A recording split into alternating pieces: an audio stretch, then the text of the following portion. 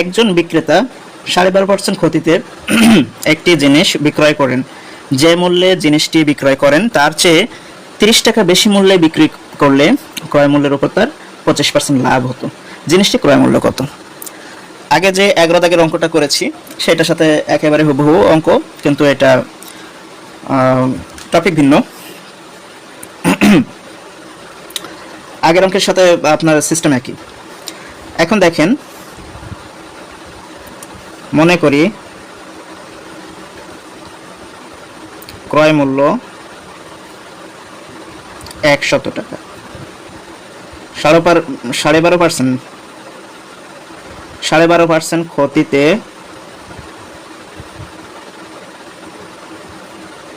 বিক্রয় মূল্য 100 বিয়োগ 12.5 টাকা সমান কত? অনেকে বলতে পারেন যে এখানে 12.5 পরে তো শূন্য নেই, আমি এখানে কেন শূন্য দিলাম? এখানে দশমিকের পরে টাকার হিসাবে সবসময় দুইটা সংখ্যা আসে। এখন দুইটা সংখ্যার ক্ষেত্রে যদি আপনার সর্বশেষে শূন্য থাকে, সেক্ষেত্রে অনেক সময় শূন্যটা না দিলেও চলে, যার কারণে এখানে 12.5% যখন লেখা হয়েছে এখানে কিন্তু 12.50 দেওয়া হয়নি। ঠিক আছে, তো আপনার ওখানে দেওয়া হয়নি, তাই কি হয়েছে, আপনি এখানে যখন টাকা পয়সা হিসাব করবেন তখন দিতে পারবেন, কোনো সমস্যা নাই। আচ্ছা, 12.5 টাকা বাদ দেন, তাহলে কত থাকে? এখানে 87 টাকা 50 পয়সা। 12%, 12.5% ক্ষতিতে 50 1 টাকা, তারপরে হচ্ছে আপনার 7 1 8, 8 2 10 শূন্য হাতে 1 1 2, 8 2 10, হ্যাঁ 87 টাকা। আচ্ছা, কেউ যদি আপনি এখানে এভাবে না করে যদি দশমিক বা আপনার হচ্ছে ভগ্নাংশ আকারে করেন সেটাও হবে, কোনো সমস্যা নেই। আচ্ছা, আবার 25% লাভে বিক্রয় মূল্য সমান 100 প্লাস 25 টাকা সমান 125 টাকা। তাহলে কত হলো? এইখানে একটা বিক্রয় মূল্য বের হলো 87.5 টাকা, একটা বিক্রয় মূল্য বের হলো 125 টাকা। দুইটা কিন্তু বিক্রয় মূল্য, দুইটাই বিক্রয় মূল্য। তাহলে বিক্রয় মূল্যের নিশ্চয়ই পার্থক্য হয়েছে, অতএব বিক্রয় মূল্যের পার্থক্য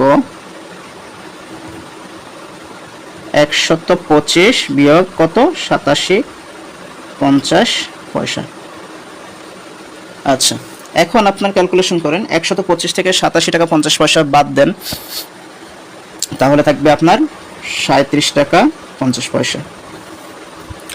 এইটা কি আপনার বিক্রয় মূল্যের পার্থক্য। আচ্ছা, এখন প্রশ্নের ভিতরে দেখেন বলছিল কি, যে মূল্যে জিনিসটি বিক্রয় করেন তার চেয়ে 30 টাকা বেশি মূল্যে বিক্রয় করলে, এখানে কিন্তু 30 টাকা বেশি মূল্যে যখন বিক্রয় করবেন, তার মানে এই বিক্রয় মূল্য থেকে যে মূল্যে বিক্রি করেছেন আর নতুন যে মূল্যে বিক্রি করবেন তাদের পার্থক্য কত? 30 টাকা। যদি পার্থক্য 30 টাকা হয় সেই ক্ষেত্রে আপনার এটা ক্রয় মূল্য কত সেটা আছে। তো 37 টাকা 50 পয়সা যখন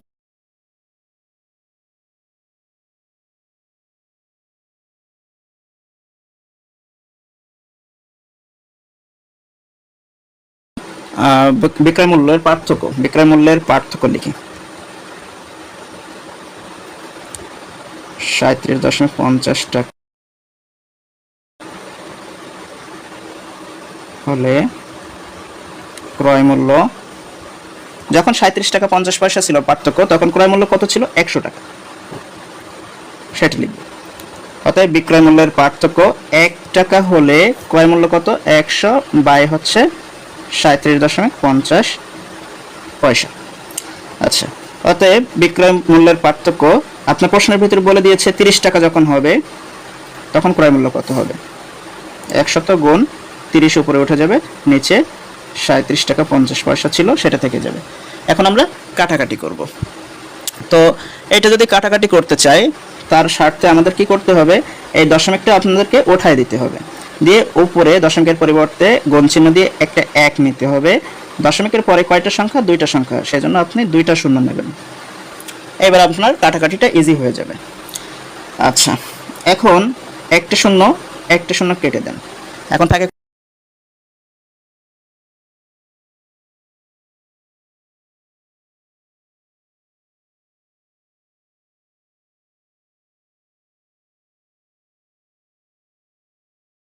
তো এখানে আমার জন্য এই মুহূর্তে শর্ট হিসাব লাগতেছে যে আমি যদি এইটাকে 25 দিয়ে কাটি, 4 25 100, এইটাকে যদি আমি 25 দিয়ে কাটি কত হয়? আমরা জানি 4 25 100, 4টা 25 100 হবে, আর এখানে 300 কোটা আছে, তার মানে আপনার হচ্ছে 12 25 আপনার 300 হয়ে যাচ্ছে। আচ্ছা 3 4 12, আর এখানে আবার 75 আছে, তার মানে 3 25 75, 12 আর 3 তাহলে কত হলো? 15টা 25 লাগবে এখানে 375 হইতে গেলে, তার মানে 25 দিয়ে ভাগ করলে উত্তর আসবে 15। আচ্ছা এখানে 25 দিয়ে ভাগ করলে উত্তর আসছে 4। এবার 15 দিয়ে যদি 30 কে কাটি, 15 দুগুণ 30, তাহলে কত হলো? 4 2 আর 10, 4 দুগুণ 8, 8 10 কে 80 টাকা। তাহলে ওই জিনিসটা ক্রয় মূল্য কত হবে? 80 টাকা। এখন এখানে কোন জিনিসের কথা বলছে? কোন জিনিসের নাম স্পেসিফিক ভাবে বলেনি, যার কারণে আমরা লিখব অতএব নির্ণয় জিনিসটি ক্রয় মূল্য, জিনিসটির ক্রয় মূল্য 80 টাকা। ব্যাস অ্যান্সার শেষ। যদি কেউ শর্টে করতে চান, শর্ট করতে গেলে আপনার নিয়ম হলো বিক্রয় মূল্যের পার্থক্য অঙ্কের ভিতরে যেটা দেওয়া আছে, বিক্রয় মূল্যের পার্থক্য দেওয়া আছে 30 টাকা, আর এখানে যে বিক্রয় মূল্যের পার্সেন্টেজ দুইটা দেওয়া আছে সেটা খেয়াল করবেন। বিক্রয় মূল্যের পার্থক্য দেওয়া আছে 30 টাকা, সেটা আগে লিখবেন, গুণ চিহ্ন দেবেন, উপরে দিবেন 100, নিচে হলো পার্সেন্টেজ দুইটার যোগফল, একটা হচ্ছে 12.5% আর একটা হচ্ছে কত? একটা হচ্ছে 25%, এই দুইটা এখানে যোগ করবেন। আচ্ছা ক্যালকুলেশন করেন, 30 গুণ উপরে থাকে 100, নিচে হচ্ছে কত? 37.5%। তো পার্সেন্টেজ আর দেবো না যেহেতু হিসাব নিকাশ করতেছি। এখন কাটাকাটি করব, এই দশমিকের জন্য উপরে একটা 1 দেব, একটা সংখ্যা আছে একটা শূন্য দেব। যদি আপনি দুইটা সংখ্যা ধরে নেন তাহলে দুইটা সংখ্যা হিসেবে দুইটা শূন্য দেবেন, সেই হিসাব কাজ করবেন। আচ্ছা এখানে একই ব্যাপার ক্যালকুলেশন করলে, এখানে 100 রে আপনি 4 দিয়ে কাটেন 25, সরি এখানে 100 কে 25 দিয়ে কাটেন 4, এখানে 375 কে 25 দিয়ে কাটেন 15, 15 দিয়ে 30 কে কাটেন 2, 4 দুগুণ 8, 8 দুগুণ কত? 80, সরি 4 দুগুণ 8, 8 10 80। তাহলে এই অঙ্কে ক্রয় মূল্য কত টাকা? 80 টাকা। ব্যাস আপনারা এইভাবে ক্যালকুলেশন করে বের করতে পারেন। আশা করি বুঝতে পেরেছেন।